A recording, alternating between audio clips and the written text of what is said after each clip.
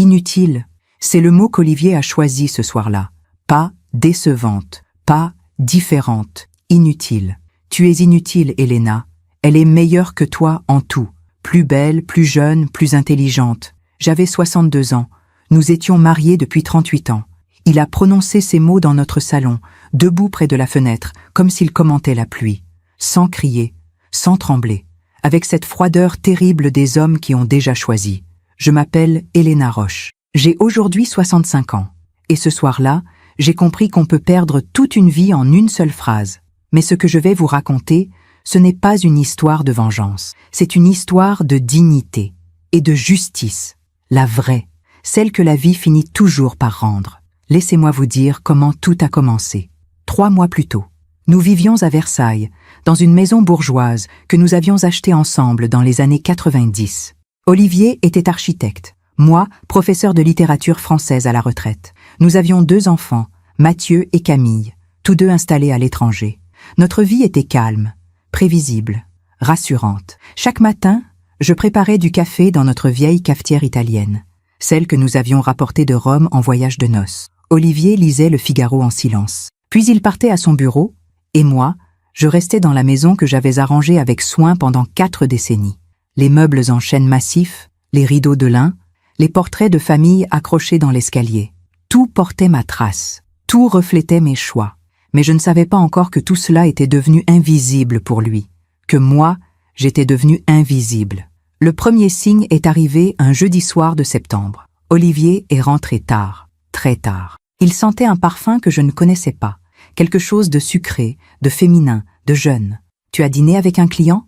ai-je demandé doucement en lui tendant une assiette réchauffée. « Oui, un projet important. » Il n'a pas mangé. Il est monté directement dans la chambre. J'ai regardé la cafetière italienne posée sur le comptoir. Elle était encore chaude. J'avais préparé du café pour 2, comme chaque soir, mais il n'en avait pas voulu. C'était un détail, un tout petit détail. Mais parfois, la vérité commence par une tasse de café refusée. Parfois, on fait confiance à ceux qui ne la méritent pas. Et vous, avez-vous déjà été déçu par quelqu'un que vous aimiez? Racontez-moi votre histoire dans les commentaires. J'aimerais vous lire. Les semaines qui ont suivi, j'ai essayé de me convaincre que tout allait bien. Olivier rentrait tard, certes, mais il avait toujours été un homme ambitieux, dévoué à son travail. Pourquoi aurais-je dû m'inquiéter maintenant? Je me souviens de notre première rencontre. C'était en 1982, à Paris, lors d'une exposition d'architecture au Grand Palais. J'avais 22 ans. J'étudiais les lettres à la Sorbonne. Lui, il venait de terminer ses études aux Beaux-Arts. Il m'avait abordé devant une maquette de Le Corbusier. « Vous aimez l'architecture moderne ?» avait-il demandé. « Non », avais-je répondu en souriant. « Je préfère Balzac. » Mais mon frère m'a traîné ici. Il avait ri. Un rire franc, chaleureux. Et puis il m'avait dit quelque chose que je n'ai jamais oublié. Balzac construisait des cathédrales avec des mots. Moi, je veux construire des cathédrales avec des pierres. On pourrait s'entendre, vous et moi. Nous nous sommes mariés 2 ans plus tard. Notre mariage a été simple. Une cérémonie à la mairie de Versailles, suivie d'un déjeuner avec nos familles dans un restaurant près du château. Ma mère portait une robe bleue. Mon père pleurait discrètement dans son mouchoir. Olivier m'avait offert une bague en or blanc, sobre et élégante. Pas de diamant. Juste un anneau parfait, comme une promesse sans faille. « Je te promets de t'aimer comme au premier jour », avait-il murmuré en me la passant au doigt. Et pendant 38 ans, j'avais cru qu'il tiendrait cette promesse. Nous avons eu Mathieu en 1986, puis Camille 3 ans plus tard. Les premières années ont été épuisantes, bien sûr. Les nuits blanches, les pleurs, les couches, mais aussi les rires, les premiers mots, les premiers pas. Olivier était un bon père, distant peut-être, comme beaucoup d'hommes de sa génération, mais présent. Il lisait des histoires à Mathieu le soir. Il apprenait à Camille à faire du vélo dans le jardin. Et moi, j'étais là, toujours là. Je préparais les déjeuners. Je corrigeais les copies de mes élèves tard le soir, après avoir couché les enfants. Je m'occupais de la maison, du jardin, des courses, des rendez-vous médicaux. Je ne me plaignais jamais. C'était mon rôle. C'était ce que j'avais choisi.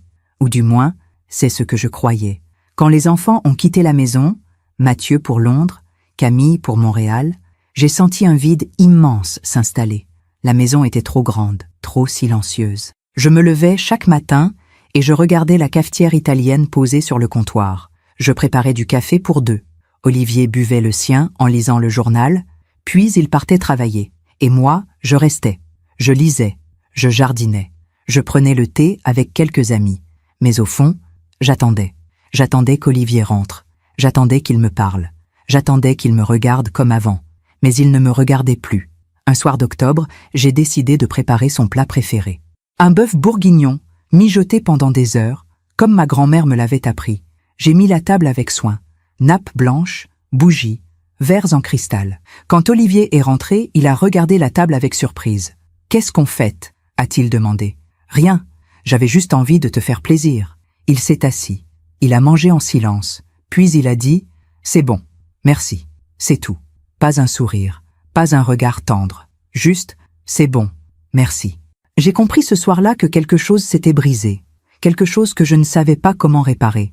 La cafetière italienne était posée entre nous, sur la table. Elle était vieille, cabossée, un peu rouillée, mais elle fonctionnait encore, comme moi. Je l'ai regardée longtemps après qu'Olivier soit monté se coucher. Et pour la première fois depuis des années, j'ai pleuré. Novembre est arrivé avec ses pluies grises et ses journées courtes. Olivier rentrait de plus en plus tard, parfois à 22 heures, parfois à minuit. Toujours avec la même excuse. Un projet important, un client exigeant, une réunion qui s'éternise. Je ne disais rien. Je réchauffais son dîner. Je lui demandais comment s'était passée sa journée. Il répondait par monosyllabes. Bien, fatigué. Demain sera pire. Et puis il montait se coucher. Un soir, j'ai remarqué quelque chose d'étrange. Il avait laissé son téléphone sur la table basse du salon. D'habitude, il le gardait toujours avec lui. Toujours. Je ne suis pas une femme jalouse. Je ne l'ai jamais été. Pendant 38 ans, je n'avais jamais fouillé dans ses affaires, jamais lu ses messages, jamais douté de lui. Mais ce soir-là, quelque chose en moi a craqué. J'ai pris le téléphone. Mes mains tremblaient. Il y avait un code, évidemment, mais je connaissais Olivier. Je connaissais ses habitudes. J'ai tapé notre date de mariage, 03-0584. Le téléphone s'est déverrouillé. J'ai ouvert les messages. Le premier nom qui est apparu était A. Juste A. Mon cœur s'est mis à battre si fort que j'ai cru qu'il allait exploser. J'ai cliqué. Les messages dataient de plusieurs mois. Des dizaines, des centaines peut-être. Tu me manques déjà. J'ai hâte de te revoir. Hier soir était magique. Et puis, celui qui m'a brisé, elle ne comprend rien à moi. Pas comme toi. Avec toi, je me sens vivant. J'ai reposé le téléphone exactement où je l'avais trouvé. Je suis monté dans la chambre. Olivier dormait déjà, tourné vers le mur. Je me suis allongé à côté de lui, dans le noir. Et j'ai réalisé quelque chose de terrible. Je ne savais plus qui était cet homme. Cet homme avec qui j'avais partagé 38 ans de ma vie. Cet homme que j'avais aimé, soutenu, accompagné. Cet homme pour qui j'avais renoncé à tant de choses. Il était devenu un étranger. Les jours suivants, j'ai continué comme si de rien n'était. Je préparais le café. Je souriais. Je posais des questions auxquelles il ne répondait pas vraiment. Mais à l'intérieur, quelque chose était mort. Je le regardais différemment. Chaque geste, chaque mot, chaque silence prenait un sens nouveau.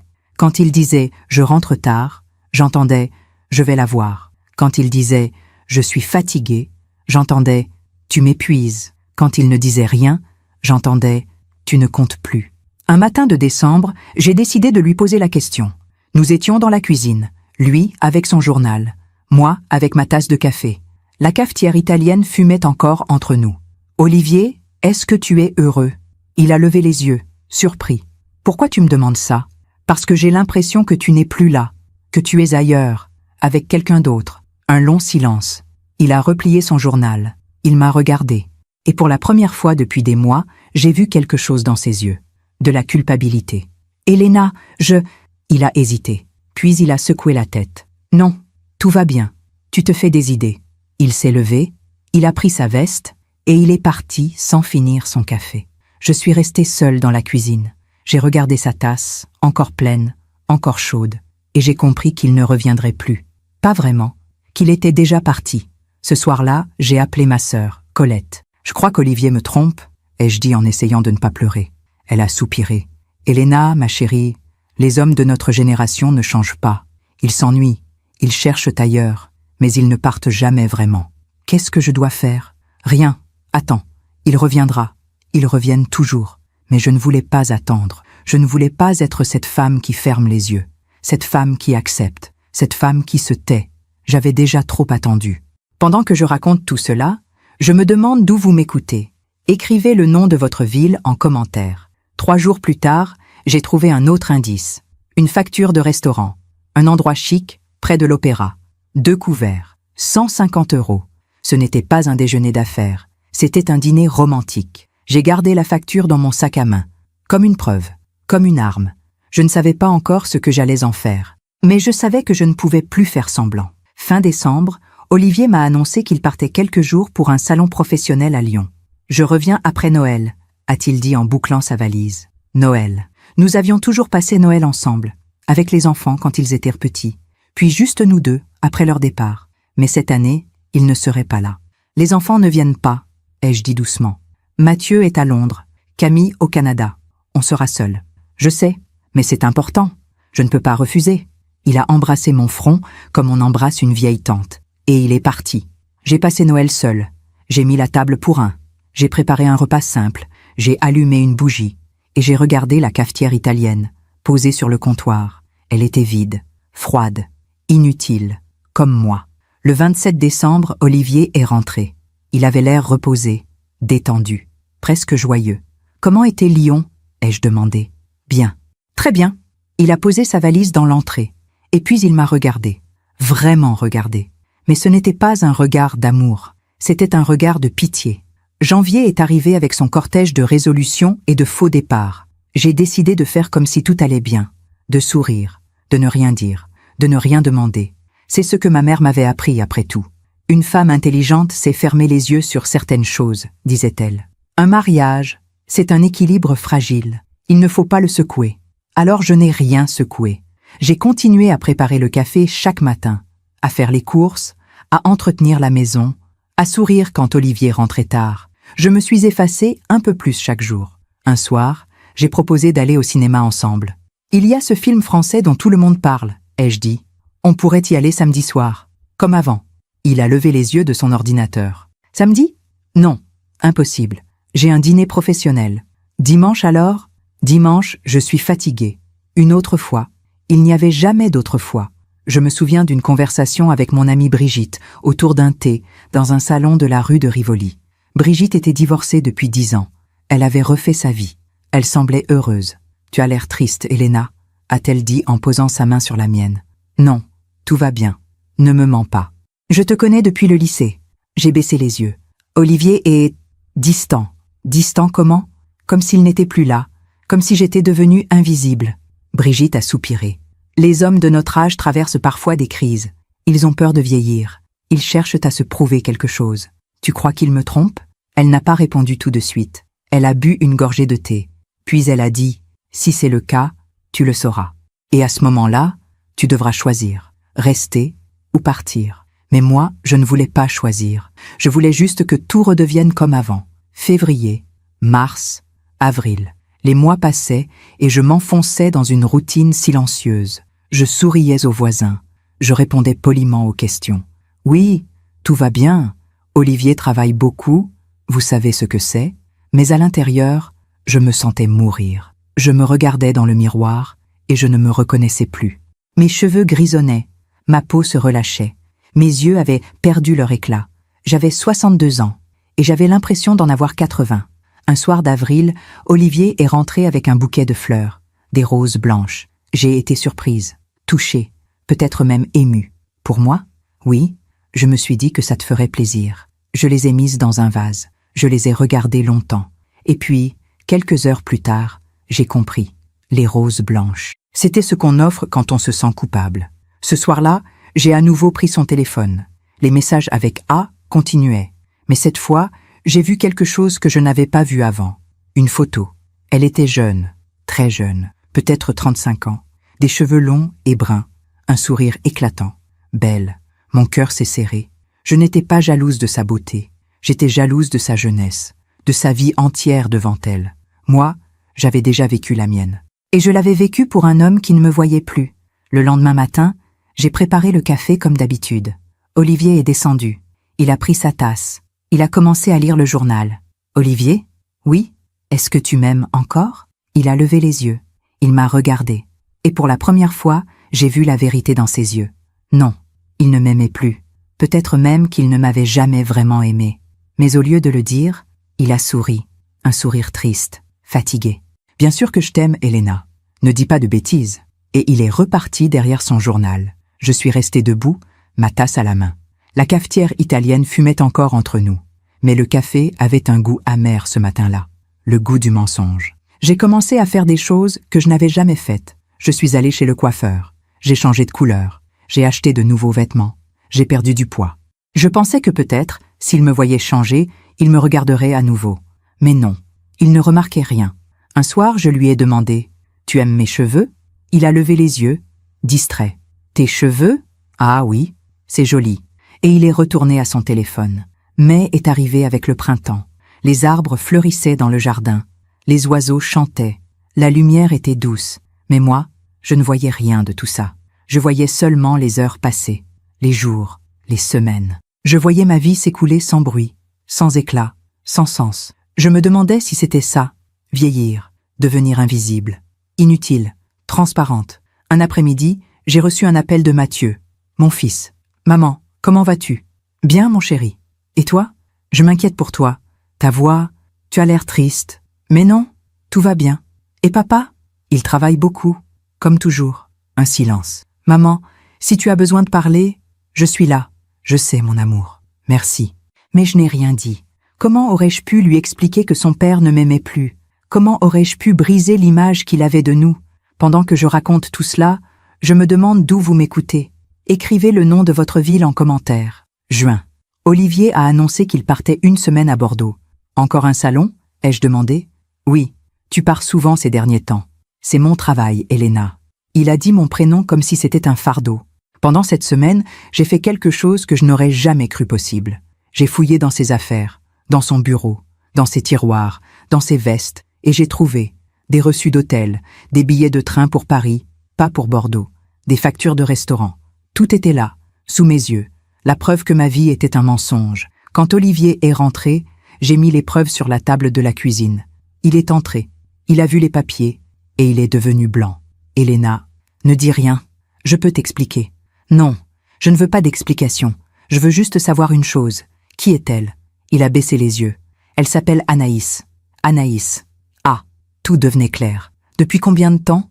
1 an. 1 an. Pendant 1 an, il m'avait menti, trompé, humilié. Tu l'aimes ? Il n'a pas répondu. Et son silence a été la pire des réponses. Je me suis assise. J'ai regardé la cafetière italienne sur le comptoir. Elle était là depuis 40 ans, témoin silencieux de notre histoire. « Qu'est-ce que tu veux, Olivier ?» Il a relevé la tête. « Je ne sais pas. »« Tu veux divorcer ?»« Non. Oui. Je ne sais pas. » Il était perdu, pathétique. Et moi j'étais brisée. Cette nuit-là, il a dormi dans la chambre d'amis. Moi, je suis restée éveillée, les yeux fixés au plafond. Je pensais à tout ce que j'avais sacrifié. Ma carrière, mes rêves, ma jeunesse. Tout pour cet homme. Et maintenant, il ne savait même pas s'il voulait rester. Les semaines qui ont suivi cette confrontation ont été étranges. Olivier ne partait plus. Il restait à la maison. Il essayait de parler, de s'expliquer. Mais ses mots sonnaient creux. « Je suis désolée, Elena. Je ne voulais pas te faire du mal. Alors pourquoi l'as-tu fait ? Je ne sais pas. J'étais perdue. Je me sentais vieux. Elle me faisait sentir vivant. Vivant. Comme si avec moi, il était mort. » J'ai posé la question qui me brûlait les lèvres depuis des mois. Qui est-elle vraiment ? Il a hésité. Puis il a dit « Elle travaille dans mon agence. Elle est architecte junior. 34 ans. 34 ans. J'en avais 62. Presque le double. Et elle sait que tu es marié ? Oui. Et ça ne la dérange pas ? Elle pense que nous ne sommes plus heureux ensemble. Que notre mariage est fini depuis longtemps. J'ai ri. Un rire amer. Et c'est ce que tu lui as raconté ? Que je suis une vieille femme ennuyeuse qui ne te comprend plus ? Il n'a pas répondu. Mais son silence était une réponse. Les jours suivants, j'ai essayé de comprendre. Comment en étions-nous arrivés là ? Quand exactement avait-il cessé de m'aimer ? Était-ce après le départ des enfants ? Quand je suis devenue moins utile ? Ou était-ce avant ? Bien avant ? Peut-être que je n'avais jamais été assez pour lui. Peut-être que pendant toutes ces années, il avait juste fait semblant. Un matin de juillet, j'ai reçu un message étrange sur mon téléphone. Un numéro inconnu. « Madame Roche, je pense que vous devriez savoir la vérité sur votre mari et Anaïs. Ils se voient toujours. Hier soir, ils étaient ensemble au restaurant Le Procope. Mon sang s'est glacé. Le Procope, notre restaurant. Celui où Olivier m'avait demandé en mariage, il y a 40 ans. J'ai montré le message à Olivier. C'est vrai? Il est devenu pâle. Elena, Réponds-moi. C'est vrai? Oui, mais ce n'était pas ce que tu crois. J'essayais de lui expliquer que c'était fini, que je voulais sauver mon mariage. Au Procope? Je ne pensais pas que... Tu ne pensais pas que j'allais le savoir. J'ai pris mon sac, j'ai pris mes clés. Où vas-tu? A-t-il demandé. Loin de toi. Je suis parti. J'ai roulé sans but pendant des heures. Je me suis retrouvé au bord de la Seine, près du pont Neuf. J'ai regardé l'eau couler. Et j'ai pleuré. Vraiment pleuré. Pour la première fois depuis des mois. J'ai pleuré sur ma vie, sur mes choix, sur le temps perdu. Quand je suis rentré, il faisait nuit. Olivier était assis dans le salon, la tête entre les mains. Elena, il faut qu'on parle. Je ne veux plus parler. S'il te plaît, écoute-moi. Je me suis assise, fatiguée, vidée. J'ai pris une décision, a-t-il dit. Je vais rompre avec Anaïs. C'est fini. Pourquoi maintenant? Parce que je réalise ce que j'ai. Toi, notre mariage, notre histoire. Je ne veux pas tout perdre. Tu aurais dû y penser avant. Je sais, et je suis désolée. Vraiment désolée. J'ai voulu le croire. J'ai voulu croire qu'il était sincère, qu'il m'aimait encore, que nous pouvions réparer ce qui était cassé. Mais au fond de moi, je savais. Je savais qu'on ne répare pas une confiance brisée. Qu'on ne revient pas en arrière après tant de mensonges. Août est arrivé. Olivier a fait des efforts, de vrais efforts. Il rentrait tôt. Il me parlait. Il m'apportait des fleurs. Il proposait des sorties. Un soir, il m'a emmené dîner dans un restaurant en bord de Seine. « Tu es belle ce soir », a-t-il dit. « Merci. Je veux que tu saches que je t'aime, que je n'ai jamais cessé de t'aimer. » J'ai souri, mais mon sourire était triste, parce que je savais qu'il mentait. Ou pire, qu'il se mentait à lui-même. Le lendemain, j'ai reçu un autre message, le même numéro inconnu. Ils se voient toujours. Hier, ils étaient ensemble à l'hôtel particulier Montmartre. Mon cœur s'est arrêté. Hier soir, pendant que je dînais avec Olivier, pendant qu'il me disait qu'il m'aimait. Non, ce n'était pas possible. J'ai vérifié ses relevés bancaires. J'avais accès à tout. Nous partagions nos comptes depuis toujours. Et là, je l'ai vu. Un paiement. Hôtel, particulier Montmartre. La veille. 250 €. J'ai attendu qu'il rentre. Quand il est entré, j'étais assise dans le salon, les relevés sur la table. Il a vu. Et il a compris. Elena, ne dis rien. Je ne veux plus t'entendre mentir. Ce n'est pas ce que tu crois. Alors explique-moi. Explique-moi pourquoi tu étais à l'hôtel avec elle hier soir, pendant que tu me disais que tu m'aimais. Il s'est effondré sur le canapé. Je suis faible, Elena. Je suis faible et lâche. Je voulais rompre avec elle, vraiment. Mais elle me suppliait, elle pleurait. Et tu as cédé. Oui, je l'ai regardé, vraiment regardé. Cet homme pathétique, cet homme qui avait peur de vieillir, cet homme qui courait après sa jeunesse perdue. Et j'ai réalisé quelque chose. Je ne l'aimais plus. Peut-être que je ne l'avais plus aimé depuis longtemps. Peut-être que je m'étais juste accrochée à l'idée de lui, à l'idée de nous.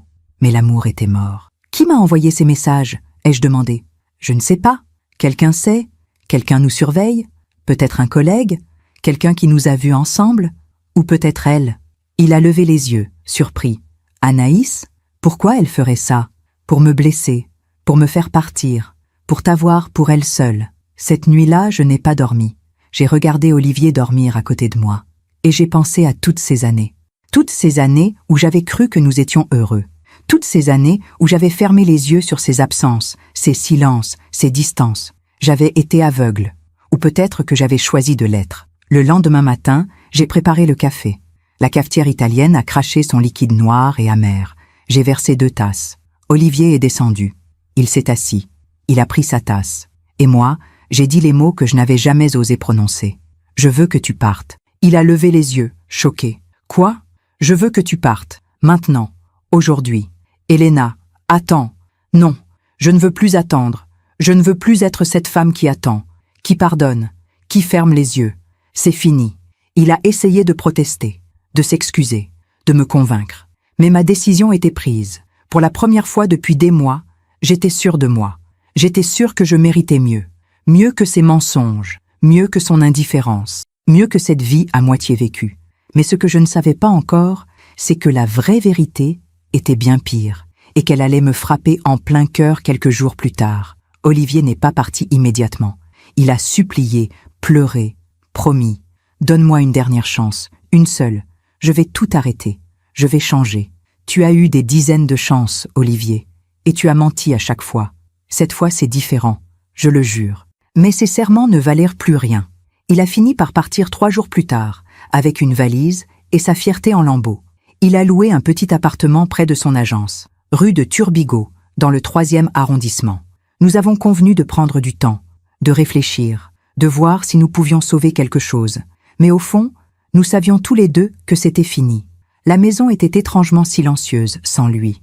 Je marchais dans les pièces vides et j'entendais mes pas résonner. La cafetière italienne restait sur le comptoir de la cuisine. Je ne l'utilisais plus. À quoi bon préparer du café pour une seule personne? Je buvais du thé maintenant, dans des tasses en porcelaine que ma mère m'avait offertes. C'était comme si je réapprenais à vivre. Septembre est arrivé. Un matin, j'ai reçu un appel de mon amie Brigitte. « Elena, il faut que je te voie, c'est urgent. » « Qu'est-ce qui se passe? » « Pas au téléphone. Rejoins-moi au café de Flore. Dans 1 heure. » Sa voix tremblait. Quand je suis arrivée, Brigitte était déjà là, assise en terrasse, une cigarette à la main. Elle ne fumait jamais. « Qu'est-ce qui se passe ?» ai-je demandé en m'asseyant. Elle a écrasé sa cigarette. Elle m'a regardé, droit dans les yeux. « Il faut que je te dise quelque chose que j'aurais dû te dire il y a longtemps. » Mon cœur s'est serré. « Quoi ?» ?»« C'est à propos d'Olivier et d'Anaïs. Je sais déjà tout. Il me l'a avoué. » »« Non, tu ne sais pas tout. » Elle a sorti son téléphone. Elle a fait défiler quelques photos. Puis elle m'en a montré une. C'était une photo prise dans un restaurant. Olivier et Anaïs. Mais ils n'étaient pas seuls. Il y avait un 3e homme à la table. Un homme que je connaissais très bien. Marc, le meilleur ami d'Olivier depuis 40 ans. Marc? Qu'est-ce qu'il fait là? Brigitte a hésité. Elena, Marc et Anaïs, ils sont ensemble, depuis le début. Le monde s'est arrêté autour de moi. Quoi? Anaïs est la petite amie de Marc. Ils vivent ensemble depuis 2 ans. Non, ce n'est pas possible. Olivier m'a dit, Olivier te ment. Encore. J'ai regardé la photo. J'ai regardé leur visage, leur sourire complice. Et tout est devenu clair. Marc qui venait dîner chez nous. Marc qui partait en vacances avec Olivier. Marc que je considérais comme un frère. Marc qui avait une petite amie beaucoup plus jeune que lui, une certaine Anaïs. « Depuis quand tu sais ?» ai-je demandé, la voix brisée. « Depuis quelques mois. J'ai vu Marc avec elle dans un restaurant. Puis j'ai entendu des rumeurs. Des gens parlaient, disaient qu'Olivier et Marc se partageaient. » Elle n'a pas fini sa phrase, mais je comprenais. Je suis rentrée chez moi dans un état second. J'ai appelé Olivier. « Il faut qu'on parle. Maintenant. Elena, je suis au travail. » Maintenant, il a entendu quelque chose dans ma voix. Quelque chose de définitif. J'arrive. 1 heure plus tard, il était là, debout dans notre salon. C'est quoi cette urgence? J'ai sorti mon téléphone. J'ai montré la photo que Brigitte m'avait envoyée. Explique-moi ça. Il est devenu blanc. Où as-tu trouvé cette photo? Réponds à ma question. Qui est Anaïs? Il a détourné les yeux. C'est la petite amie de Marc. Alors pourquoi tu couchais avec elle? Silence. Un long silence. Olivier, regarde-moi. Il a levé les yeux. Et pour la première fois, j'ai vu la vérité. Toute la vérité. Marc et moi, on se connaît depuis le lycée. On a toujours été proches, très proches. Et, il y a 3 ans, on a commencé à sortir ensemble. Marc, Anaïs et moi, des dîners, des week-ends. Mon estomac s'est retourné. Des week-ends? Oui. Tous les 3? Oui. J'ai dû m'asseoir. Mes jambes ne me portaient plus. Donc tout ce temps, quand tu me disais que tu partais en déplacement avec Marc, nous partions avec elle. Et quand tu me disais que tu l'aimais, je ne sais pas si je l'aime, ou si j'aime l'idée de me sentir jeune, de me sentir désirée. Je l'ai regardé, cet homme que j'avais cru connaître. Et moi, qu'est-ce que j'étais pour toi pendant tout ce temps? Il a baissé la tête. Tu étais ma femme. Mais tu ne m'aimais pas? Je ne sais pas. Tu ne sais pas. J'ai ri. Un rire amer, douloureux. Pendant 38 ans, j'ai vécu avec un homme qui ne savait pas s'il m'aimait, qui couchait avec la petite amie de son meilleur ami, qui me mentait en me regardant dans les yeux. Elena, non, laisse-moi finir. Je me suis levée. J'ai marché jusqu'à la fenêtre. Tu sais ce qui me fait le plus mal? Ce n'est même pas la trahison. C'est le mépris. Je ne te méprise pas. Si, tu me méprises depuis longtemps. Tu me vois comme une vieille femme ennuyeuse, une femme qui t'attend à la maison, une femme inutile. Il n'a pas nié. Sors de chez moi. Elena, sors, maintenant. C'est aussi ma maison. Non, cette maison, c'est moi qui l'ai faite. Moi qui ai choisi chaque meuble, chaque rideau, chaque tableau. Toi, tu n'as fait que dormir ici. Il a voulu protester, mais il a vu quelque chose dans mes yeux, quelque chose qu'il n'avait jamais vu, de la force. Très bien, je vais partir, mais on devra parler. Du divorce, de la maison, de l'argent. On parlera avec des avocats. Il a hoché la tête, et il est parti. Quand la porte s'est refermée, je me suis effondrée. J'ai pleuré, longtemps, violemment. Pas sur lui, pas sur notre mariage, sur moi, sur toutes ces années perdues, sur toute cette vie gâchée. Le soir même, j'ai reçu un dernier message du numéro inconnu. Vous méritez mieux. Vous avez toujours mérité mieux. J'ai répondu pour la première fois. Qui êtes-vous? La réponse est arrivée quelques minutes plus tard. Quelqu'un qui vous observe depuis longtemps, quelqu'un qui vous admire, quelqu'un qui attend le bon moment. Mon sang s'est glacé. Qui était cette personne? Pourquoi me surveillait-elle? Et surtout, pourquoi maintenant? Les jours suivants, j'ai essayé de comprendre. J'ai relu tous les messages. J'ai essayé de trouver des indices, mais rien. Le numéro était masqué. Les messages étaient courts, précis, factuels. Cette personne savait tout. Où Olivier allait? Avec qui? Quand? Comme si elle le suivait. Un soir, alors que je rentrais des courses, j'ai remarqué quelque chose d'étrange. Une voiture garée en face de la maison. Une Peugeot noire, avec quelqu'un à l'intérieur. J'ai essayé de voir qui c'était, mais les vitres étaient teintées. Quand je me suis approché, la voiture a démarré et est partie. J'ai commencé à avoir peur. Peur de cette personne invisible qui me surveillait. Peur de ce qu'elle voulait. Peur de ce qu'elle pourrait faire. J'ai appelé Brigitte. Quelqu'un me surveille. Quoi? Je reçois des messages. Quelqu'un sait tout sur Olivier et moi. Et maintenant, il y a une voiture qui me suit. Elena, tu devrais appeler la police. Et leur dire quoi? Que quelqu'un m'envoie des messages qui disent la vérité sur mon mari? Le lendemain, j'ai reçu un nouveau message. Ne vous inquiétez pas, je ne vous veux aucun mal. Au contraire, je veux vous aider. J'ai répondu immédiatement. M'aider comment? En vous montrant qui vous êtes vraiment. Et qui suis-je? Une femme forte, une femme qui mérite d'être aimée, une femme qui a passé trop de temps dans l'ombre d'un homme qui ne la voyait pas. Ces mots m'ont touché, profondément, parce qu'ils étaient vrais. Je me demande encore si j'ai fait le bon choix. Et vous? Qu'auriez-vous fait à ma place? Octobre est arrivé avec ses feuilles mortes et ses journées grises. J'ai commencé les démarches de divorce. J'ai pris un avocat, maître Delacroix, une femme dans la cinquantaine, brillante et sans concession. Vous avez droit à la moitié de tout, m'a-t-elle dit. La maison, les économies, la retraite, tout. Je ne veux pas son argent. Je veux juste ma dignité. Votre dignité n'empêche pas de prendre ce qui vous revient de droit. Les négociations ont été difficiles. Olivier voulait garder la maison, ou au moins la vendre et partager. Moi, je voulais qu'il parte, définitivement. Cette maison est à moi, ai-je dit lors d'une réunion chez l'avocat. Moralement. Moralement ne compte pas devant la loi, a répondu son avocat. Alors, je vais me battre. Novembre. Les messages du numéro inconnu continuaient, mais ils changèrent de ton. Bientôt, vous comprendrez. Bientôt, tout sera clair. Qu'est-ce qui sera clair? La vérité. Toute la vérité. Et puis, un soir de novembre, j'ai compris. J'ai reçu une enveloppe dans ma boîte aux lettres. À l'intérieur, des photos. Des photos d'Olivier, avec Anaïs, avec Marc, dans des positions compromettantes. Des photos prises dans différents endroits, différents moments. Quelqu'un les suivait depuis des mois. Peut-être des années. Au dos de l'une des photos, un mot écrit à la main. Il ne vous méritait pas, mais quelqu'un d'autre vous mérite. Quelqu'un qui vous voit, quelqu'un qui vous attend. Mon cœur battait si fort que j'ai cru qu'il allait exploser. Qui était cette personne? Et pourquoi me donnait-elle ces photos maintenant? J'ai passé la nuit à regarder ces photos. Chaque image était une gifle, chaque cliché révélait un mensonge de plus. Olivier et Anaïs dans un restaurant. Olivier et Marc riant ensemble. Les trois, main dans la main, sortant d'un hôtel. Toute une vie parallèle que j'ignorais. Toute une réalité dont j'avais été exclu. Au matin, j'ai pris une décision. J'allais confronter Olivier, mais pas seul. J'allais le confronter devant Marc, devant Anaïs, devant tous ceux qui m'avaient menti. J'allais leur montrer que je savais, que je n'étais plus cette femme aveugle et soumise. J'ai appelé Olivier. Je veux qu'on se voie. Toi, moi, Marc et Anaïs. Elena, je ne pense pas que ce soit une bonne idée. Je ne te demande pas ton avis. Je te dis ce qui va se passer. Demain soir, 20h, au café de Flore. Si vous n'êtes pas là, j'envoie ces photos à vos collègues, à vos clients, à tout le monde. Un long silence. Quelle photo? Tu verras demain. J'ai raccroché. Mes mains tremblaient. mais pour la première fois depuis des mois, je me sentais vivante. Je ne subissais plus. J'agissais. Le lendemain soir, j'étais au café de Flore à 19h30. J'avais mis une robe noire, simple, élégante. J'avais soigné mes cheveux, mon maquillage. Je voulais qu'il me voie, vraiment me voie.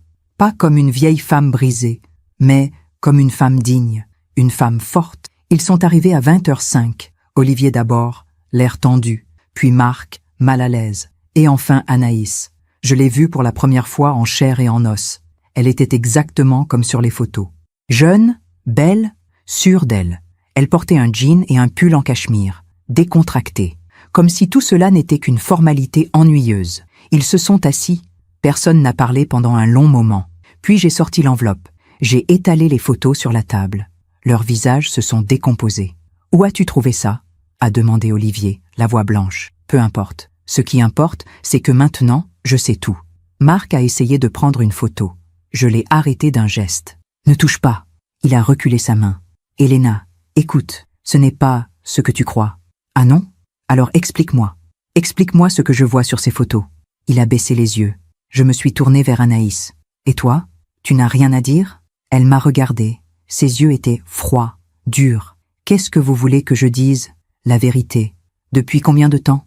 3 ans. 3 ans. Et ça ne t'a jamais dérangé ? De détruire un mariage ? Elle a haussé les épaules. Votre mariage était déjà mort. Ces mots m'ont frappé comme un coup de poing. Comment oses-tu ? C'est la vérité. Olivier me l'a dit 100 fois.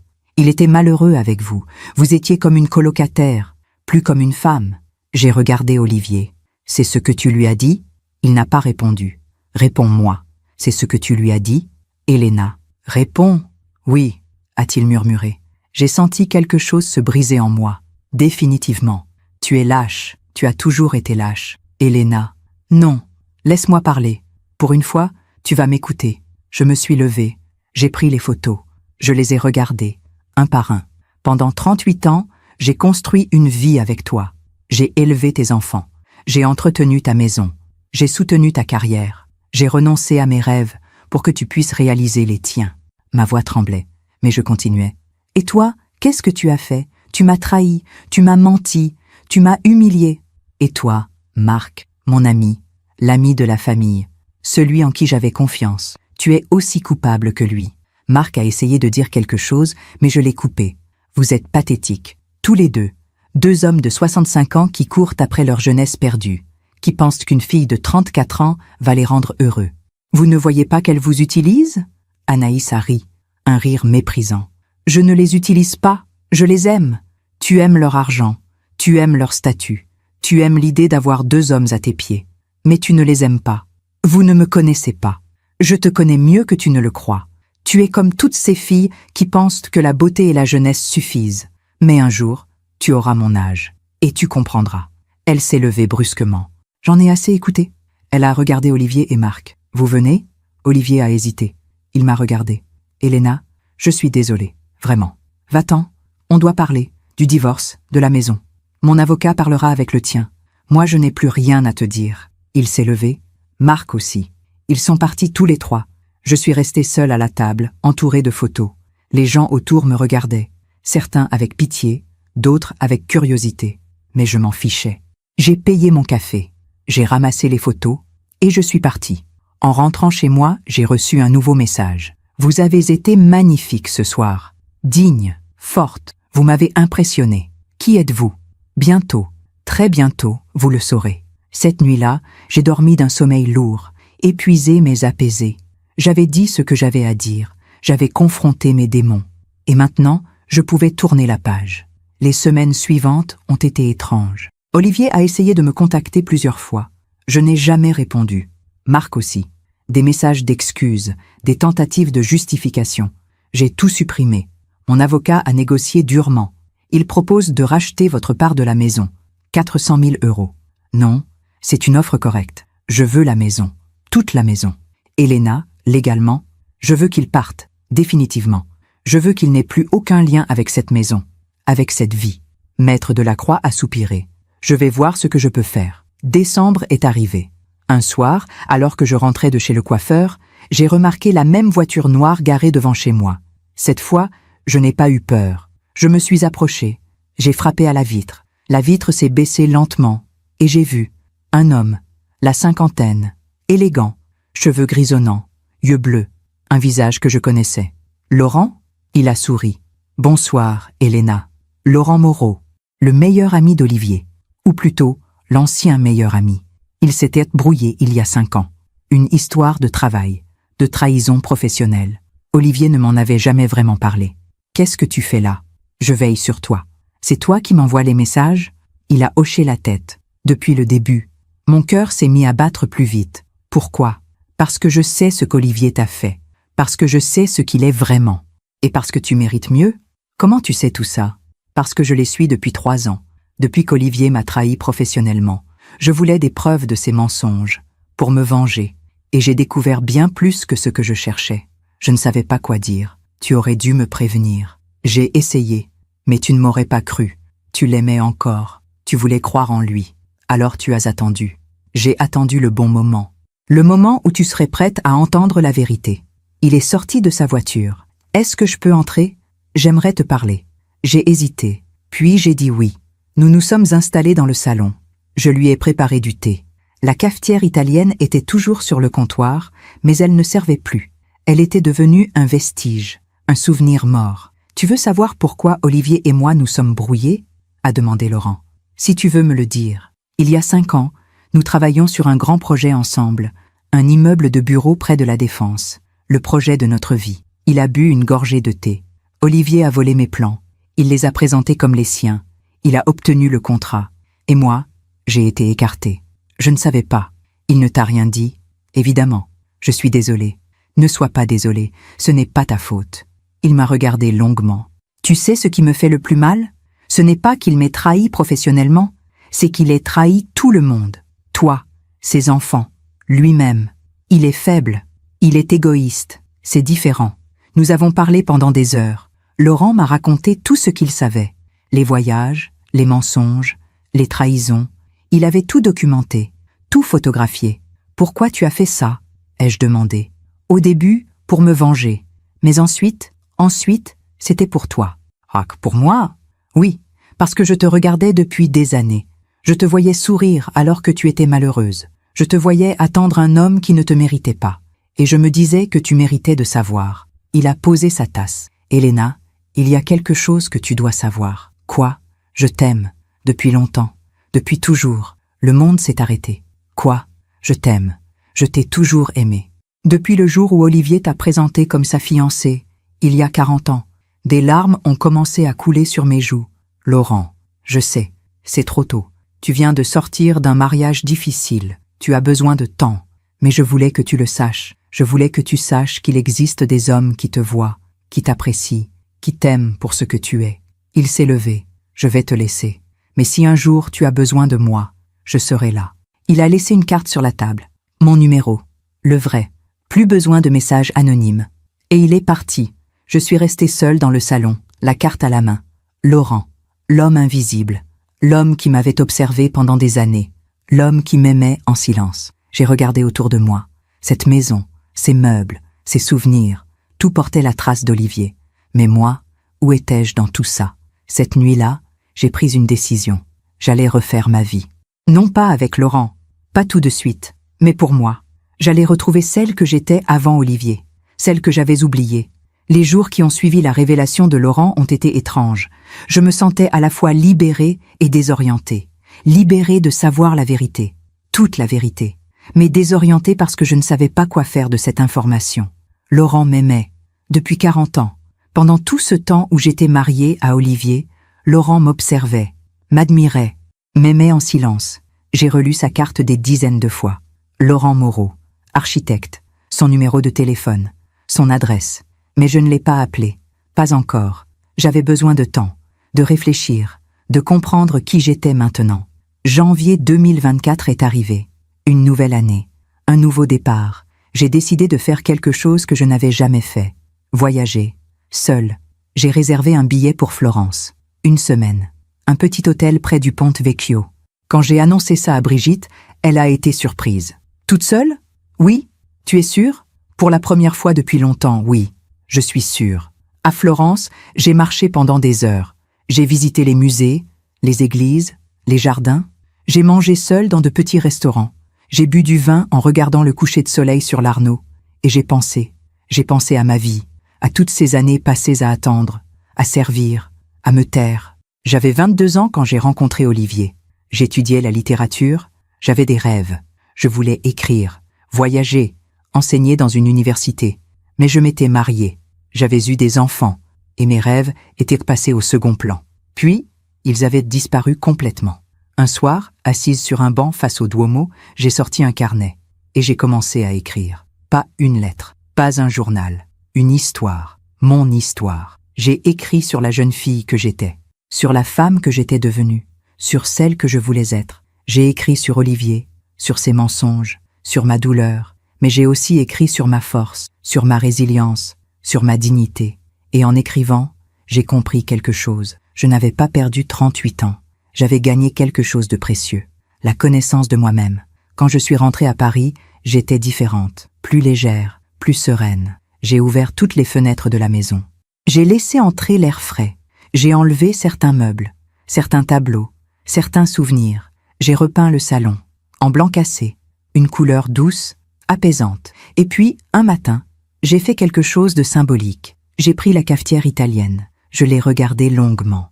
Elle était cabossée, rouillée, usée, comme mon mariage. Je l'ai emballée dans du papier journal. Je l'ai mise dans un carton. Et je l'ai apportée à Emmaüs, l'association caritative. Elle fonctionne encore, ai-je dit à la dame qui me recevait. Merci, madame, quelqu'un en aura besoin. En repartant, je me suis sentie plus légère, comme si j'avais laissé un poids derrière moi. Février. Mon avocat m'a appelé. Olivier a accepté vos conditions. Quoi? Il abandonne ses droits sur la maison. Il vous laisse tout. En échange, il garde sa retraite et ses économies personnelles. J'ai été surprise. Pourquoi? Je pense qu'il se sent coupable. Ou peut-être qu'il veut juste en finir. Quelques jours plus tard, j'ai signé les papiers. La maison était à moi, entièrement. Olivier n'y avait plus aucun droit, aucun lien. Le soir même, j'ai reçu un message de lui. « Elena, je sais que tu ne veux plus me parler, mais je voulais te dire quelque chose. Je suis désolée, vraiment désolée. Je regrette tout. Si je pouvais revenir en arrière, je le ferais. Tu méritais mieux. Tu as toujours mérité mieux. » J'ai lu ce message plusieurs fois. Puis j'ai répondu « Merci pour ces mots. Mais il est trop tard, j'ai tourné la page. Je te souhaite d'être heureux, vraiment. Adieu, Olivier. » Et j'ai supprimé son numéro. Mars. J'ai commencé à sortir davantage. J'ai rejoint un club de lecture, un cours de peinture, un groupe de randonnée. Je rencontrais de nouvelles personnes. Je découvrais de nouveaux centres d'intérêt. Je me redécouvrais. Un samedi après-midi, lors d'une exposition au Grand Palais, je l'ai vu. Laurent. Il regardait une sculpture, concentré, absorbé. Je me suis approché doucement. « Bonjour ». Il s'est retourné. Son visage s'est illuminé. « Elena ». Nous avons marché ensemble dans l'exposition. Nous avons parlé d'art, de littérature, de voyage. Pas d'Olivier, pas du passé, juste du présent. À la fin de la visite, il m'a proposé de prendre un café. J'ai accepté. Nous nous sommes installés dans un petit café près des Champs-Élysées. « Comment vas-tu » a-t-il demandé. « Bien, mieux. Je reprends ma vie en main. Je suis content pour toi. » Il m'a regardé avec douceur. « Tu es différente. » Différente comment? Plus lumineuse, plus présente, comme si tu avais retrouvé quelque chose que tu avais perdu. Peut-être. Il a hésité. Puis il a dit « Elena, je ne veux pas te presser. Je sais que tu as besoin de temps. Mais je voulais te dire que je suis là.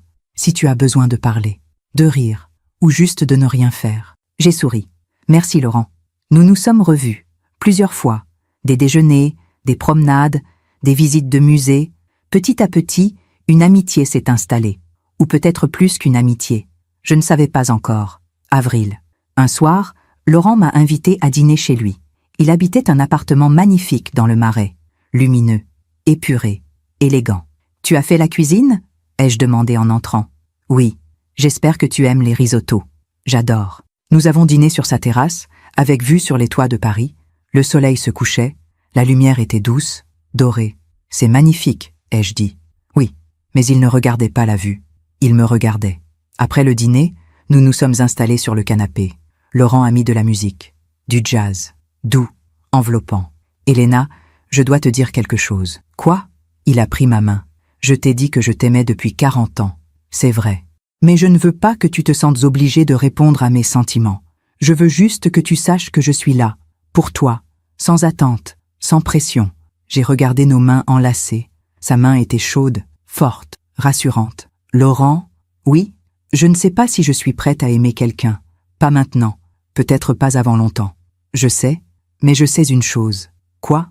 Avec toi, je me sens vue, entendue, respectée. Et c'est quelque chose que je n'ai pas ressenti depuis très longtemps. Il a souri. C'est déjà beaucoup. Nous sommes restés assis comme ça, main dans la main, écoutant la musique. Et pour la première fois depuis des années, je me suis sentie en paix. Mais j'ai reçu un appel de Mathieu, mon fils. Maman, j'ai appris pour le divorce. Comment tu sais? Papa m'a appelé. Il est effondré. J'ai senti mon cœur se serrer. Qu'est-ce qu'il t'a dit? Qu'il avait tout gâché, qu'il regrettait, qu'il t'aimait encore. Mathieu, maman, je ne te juge pas. Je veux que tu saches ça. Papa m'a raconté la vérité. Pour Anaïs, pour Marc, pour tout. Et qu'est-ce que tu en penses? Je pense qu'il a été lâche. Je pense qu'il ne te méritait pas. Et je pense que tu as bien fait de partir. Des larmes ont coulé sur mes joues. Merci, mon chéri. Je t'aime, maman. Tu es la femme la plus forte que je connaisse. Juin. Camille aussi m'a appelé. Maman, je suis fière de toi. Pourquoi? Parce que tu as eu le courage de partir, de te respecter. Beaucoup de femmes ne l'auraient pas fait. J'ai eu peur, pendant longtemps. Mais tu l'as fait quand même. C'est ça, le courage. Juillet.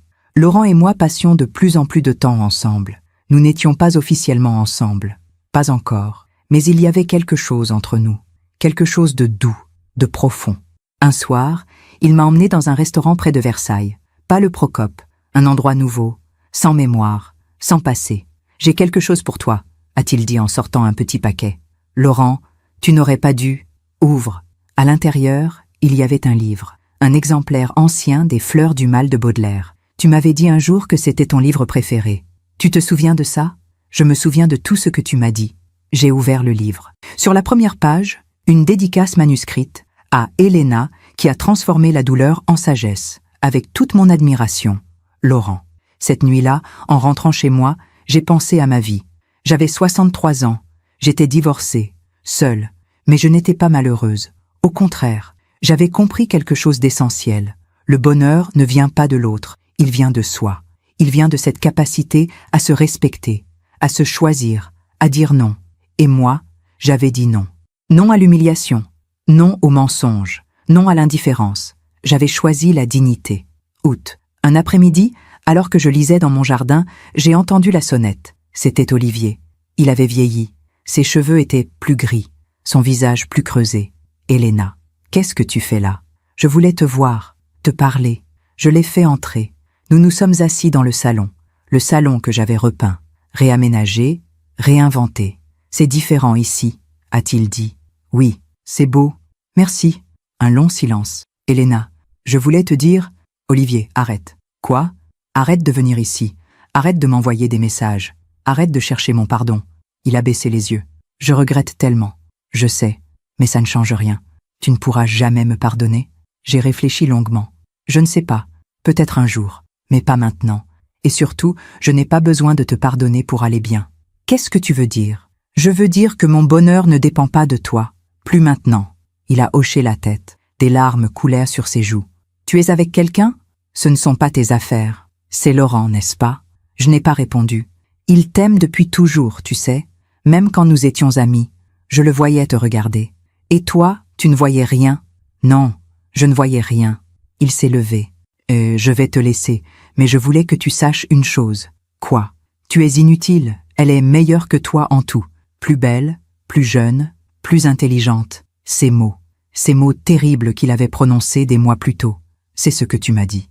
Je sais, et c'était la pire erreur de ma vie. Parce que c'est faux. Tu es extraordinaire. Et je ne l'ai jamais vu. Il est parti. Et cette fois, je savais qu'il ne reviendrait plus.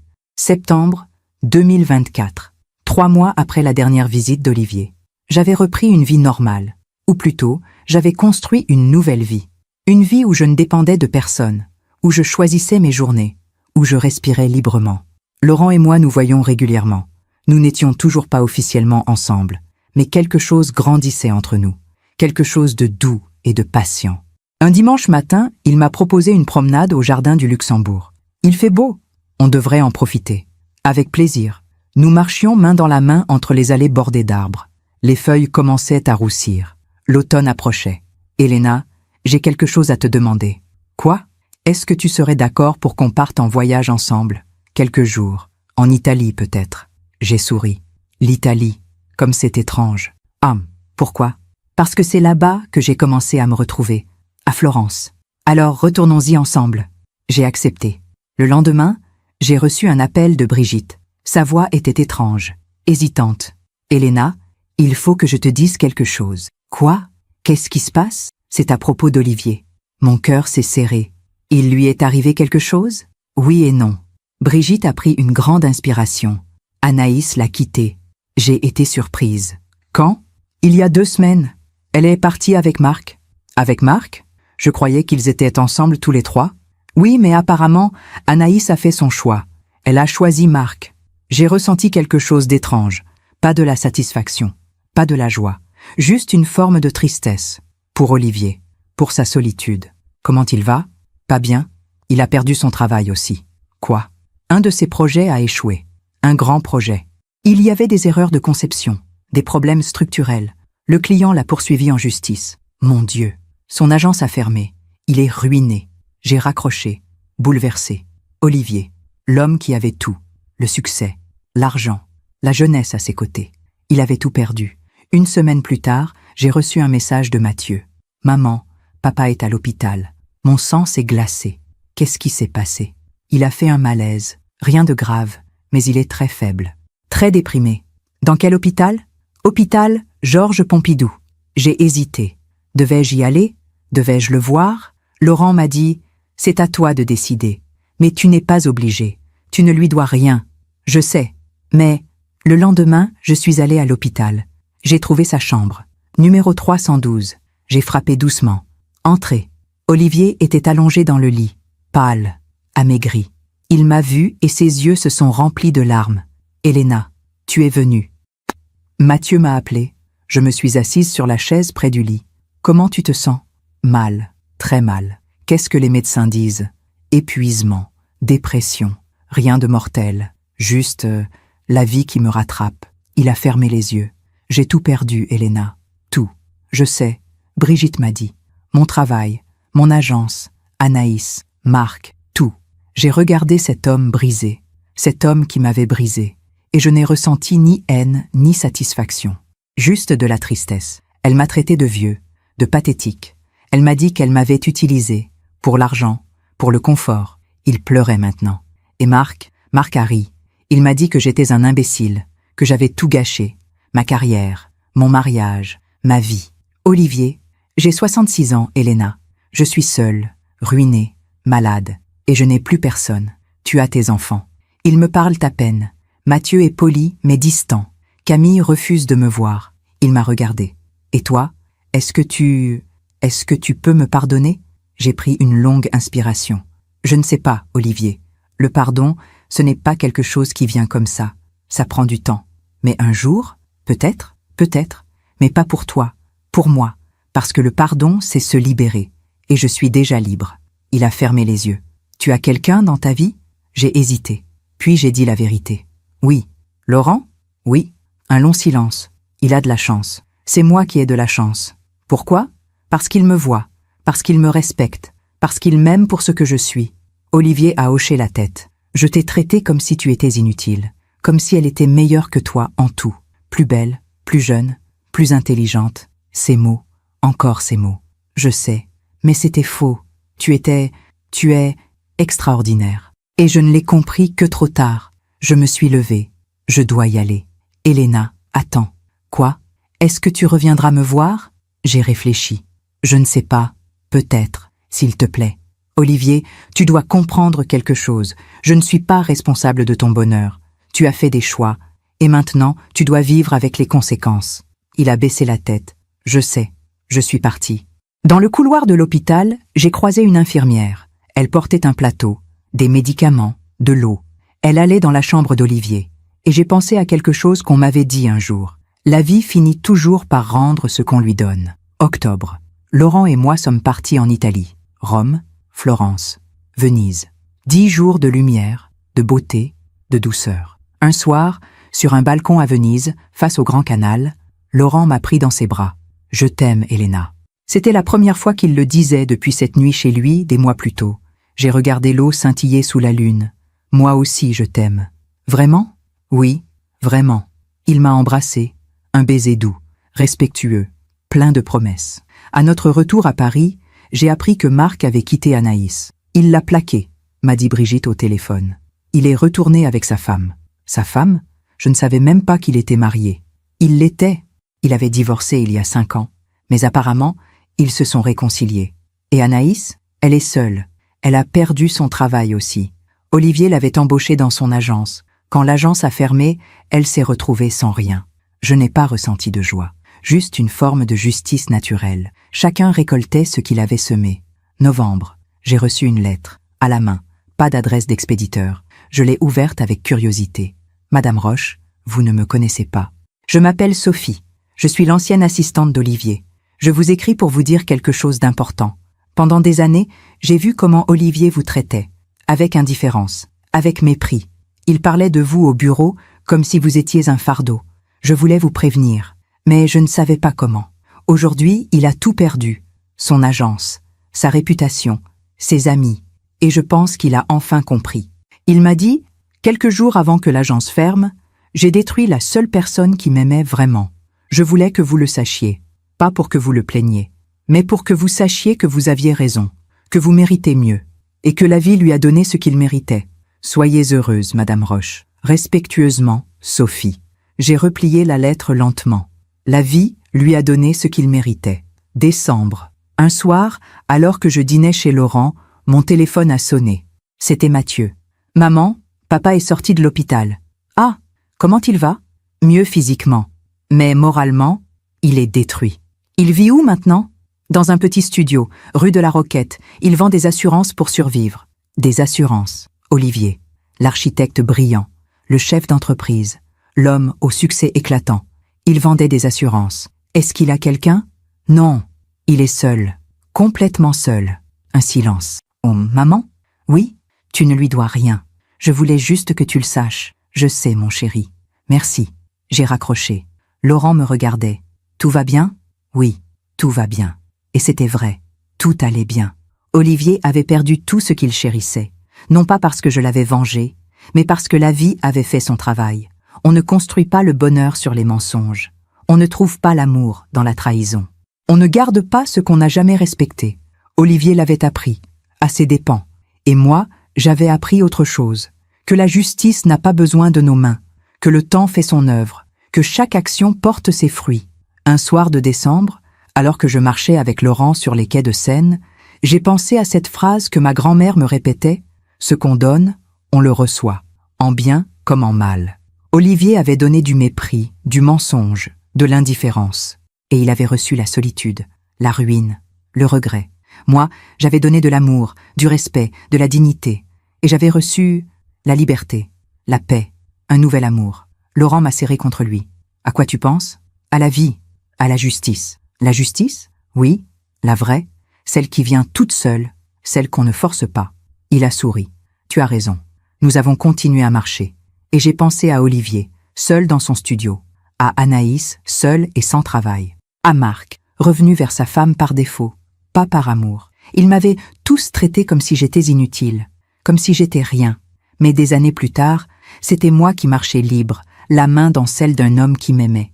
Et eux, ils récoltaient le vide qu'ils avaient semé. La vie finit toujours par rendre ce qu'on lui donne. Janvier 2025.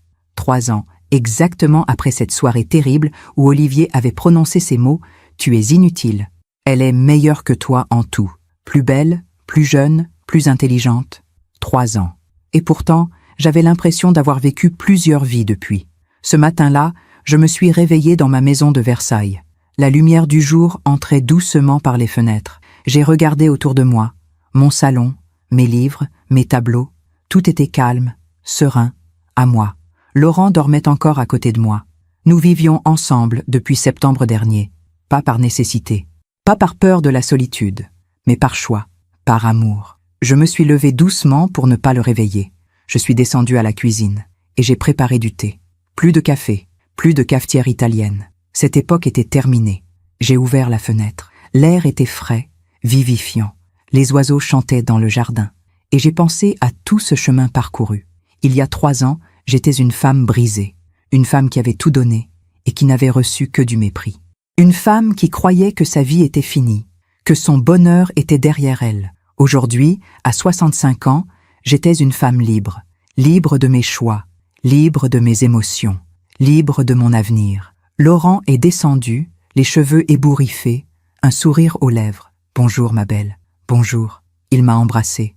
Un baiser doux, matinal. « Tu as bien dormi ? » ?»« Très bien. Et toi ? » ?»« Comme un bébé. » Nous avons pris le petit déjeuner ensemble, en parlant de notre journée. Laurent avait un rendez-vous avec un client. Moi, j'avais mon cours de peinture l'après-midi. Des choses simples, des choses normales, mais tellement précieuses. En fin de matinée, j'ai reçu un appel de Camille. « Maman, j'ai une grande nouvelle. »« Quoi ? » ?»« Je suis enceinte. Mon cœur s'est gonflé de joie. »« Ma chérie, c'est merveilleux. »« Oui, et je voulais te demander, est-ce que tu pourrais venir au Canada pour la naissance ? En juin. »« Bien sûr, je serai là. » Après avoir raccroché, j'ai pleuré. Mais cette fois, c'était des larmes de bonheur. J'allais être grand-mère, une nouvelle vie, une nouvelle génération. L'après-midi, à mon cours de peinture, j'ai travaillé sur un portrait. Le portrait d'une femme âgée, debout devant une fenêtre ouverte, regardant vers l'horizon. « C'est magnifique, Elena, » a dit mon professeur. « On sent la force dans ce regard, et en même temps, la paix. »« Merci. C'est vous ?» J'ai souri. Peut-être. Ou peut-être la femme que je suis devenue. Le soir, Laurent et moi avons dîné dans un petit restaurant près de la Seine, un endroit que nous aimions. Simple, chaleureux. « Tu sembles particulièrement heureuse ce soir, » a-t-il remarqué. Je le suis. Camille attend un bébé. C'est formidable. Il a levé son verre. À la vie, au nouveau départ, aux bonheurs inattendus. À la vie, ai-je répété en trinquant avec lui. Plus tard dans la soirée, alors que nous marchions le long du fleuve, Laurent m'a demandé « Est-ce que tu penses encore à lui, à Olivier ?» J'ai réfléchi. Parfois, mais plus avec colère, plus avec douleur, juste avec de la tristesse. Pour lui, pour ce qu'il a perdu, pour ce qu'il aurait pu être. Tu es généreuse. Non, je suis juste en paix. Tu sais ce que j'ai appris ? Quoi ? Que le pardon n'est pas un cadeau qu'on fait à l'autre. C'est un cadeau qu'on se fait à soi-même. Laurent a hoché la tête. Tu es une femme sage, Elena Roche. Je suis une femme qui a appris. À mes dépens. Mais j'ai appris. Février. Un matin, j'ai reçu une lettre d'Olivier.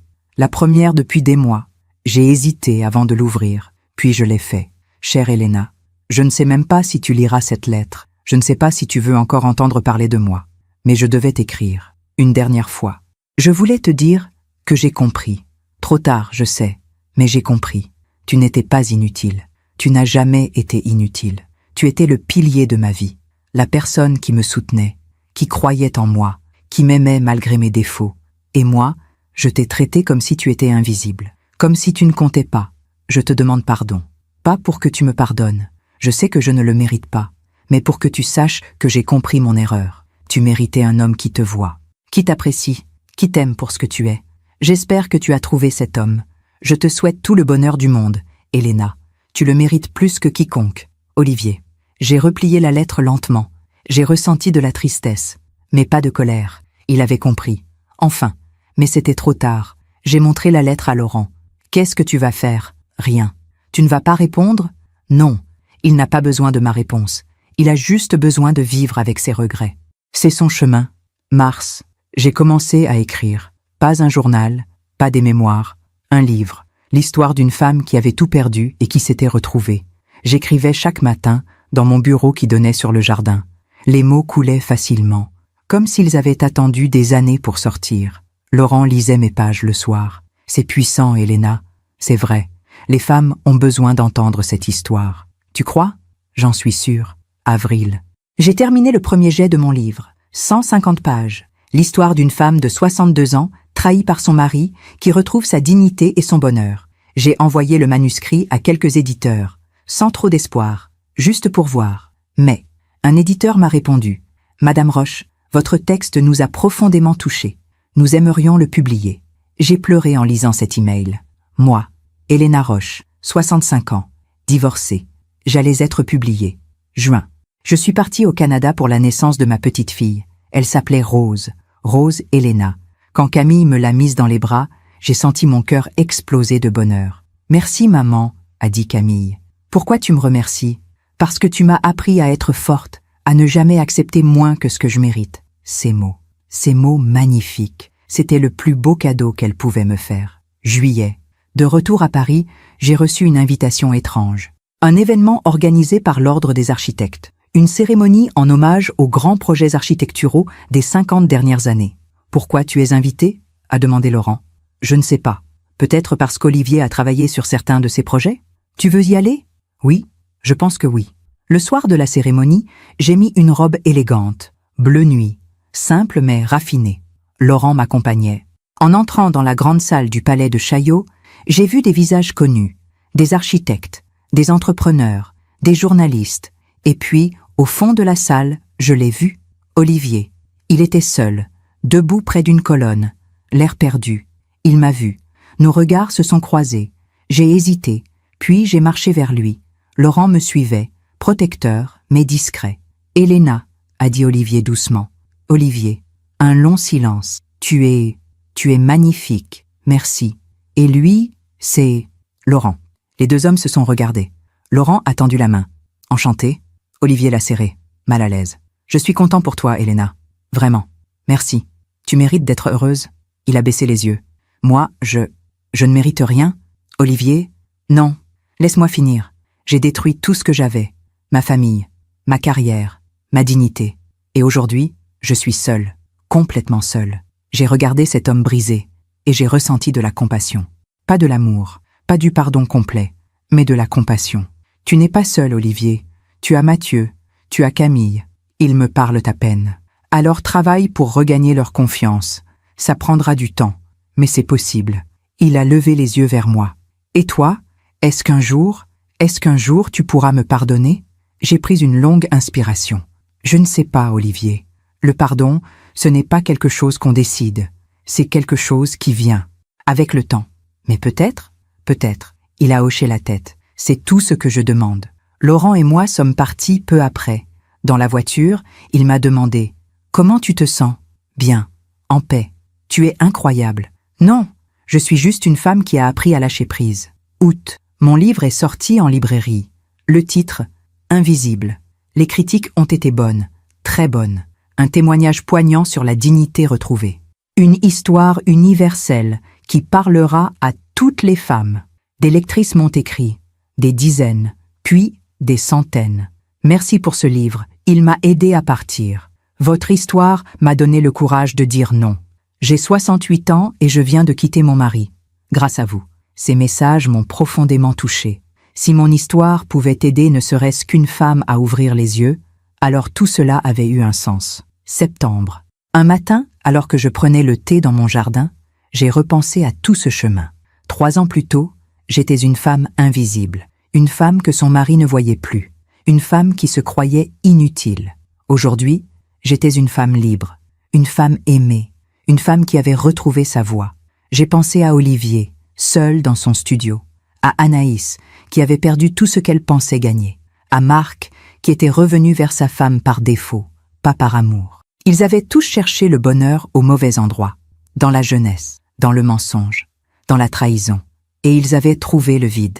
Moi, j'avais cherché le bonheur en moi-même, dans ma dignité, dans mon respect, dans ma liberté, et j'avais trouvé la paix. Laurent est sorti dans le jardin. À quoi tu penses ? À la vie. Et qu'est-ce qu'elle te dit, la vie ? J'ai souri. Elle me dit que rien n'est jamais fini, que chaque fin est un nouveau départ, que la douleur peut se transformer en sagesse. Il s'est assis à côté de moi.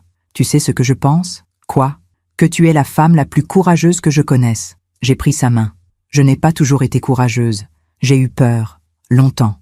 Mais tu l'as fait quand même. C'est ça le courage. Nous sommes restés assis comme ça, main dans la main, regardant le jardin.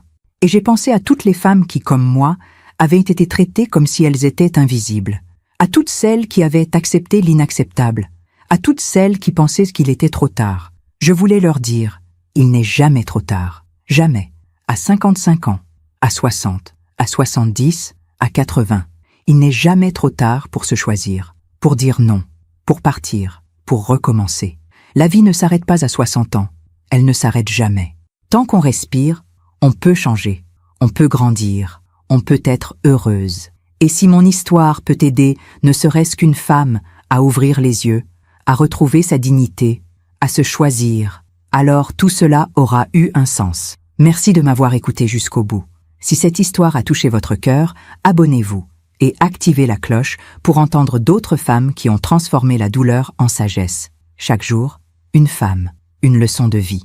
Partagez cette histoire avec quelqu'un que vous aimez. Parfois, une histoire change toute une journée.